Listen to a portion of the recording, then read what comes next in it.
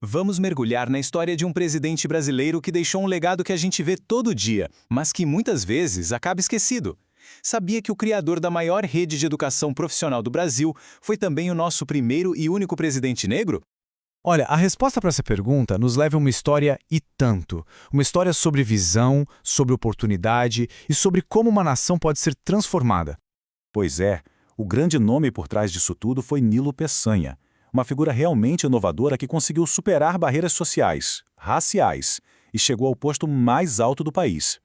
Então, para a gente entender o tamanho do impacto do Peçanha, a gente precisa voltar um pouco no tempo, lá para o comecinho da jornada dele.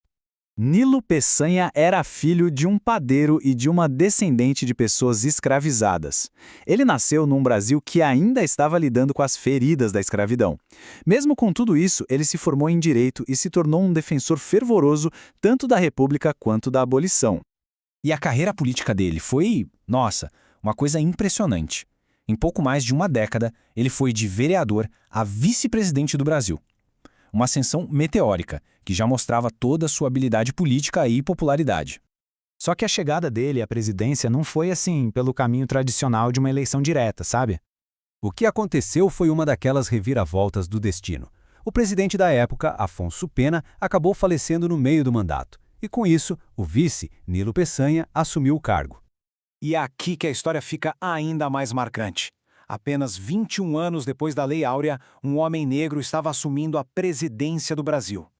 Pensa só o que isso significou. Foi um momento histórico, com uma carga social gigantesca para aquela jovem República Brasileira. E mesmo com um tempo relativamente curto no poder, o Peçanha tinha um foco muito claro, um projeto que seria transformador.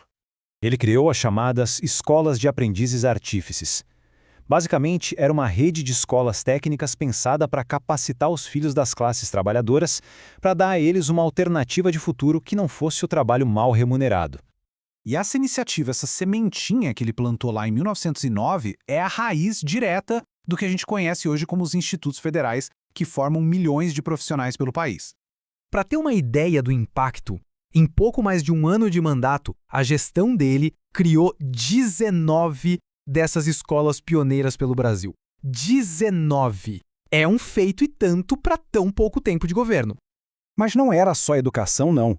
O Nilo Peçanha tinha uma visão bem mais ampla. Ele também impulsionou a modernização do país, investindo em portos, ferrovias. Ele entendia o desenvolvimento de uma forma bem integrada. E aí, pulando mais de 100 anos no tempo, a história dele volta com tudo, se tornando parte de uma discussão bem atual sobre história e sobre liderança no Brasil. Tudo começou a ferver de novo em 2017 com essa pergunta bem direta do ex-ministro Joaquim Barbosa. Essa provocação trouxe a memória do Nilo Peçanha de volta para o debate público. E essa pergunta abriu uma conversa muito maior, sabe? Sobre quais figuras da nossa história a gente escolhe lembrar e quais lições elas têm para nos ensinar hoje. Só que aí o debate se aprofundou. Alguns analistas, por exemplo, na Gazeta do Povo, trouxeram um contraponto. Eles argumentaram que, apesar da importância do legado do Peçanha, talvez as lições de outro presidente, o Campos Salles, com sua política de austeridade fiscal, fossem mais urgentes para os desafios atuais do Brasil. No fim das contas, a história de Nilo Peçanha nos faz refletir sobre algo fundamental. Quais heróis do passado a gente escolhe celebrar? E mais importante, que lições eles realmente nos oferecem para o futuro? A resposta que a gente der para isso não molda só como vemos a história, mas também o Brasil que estamos construindo agora.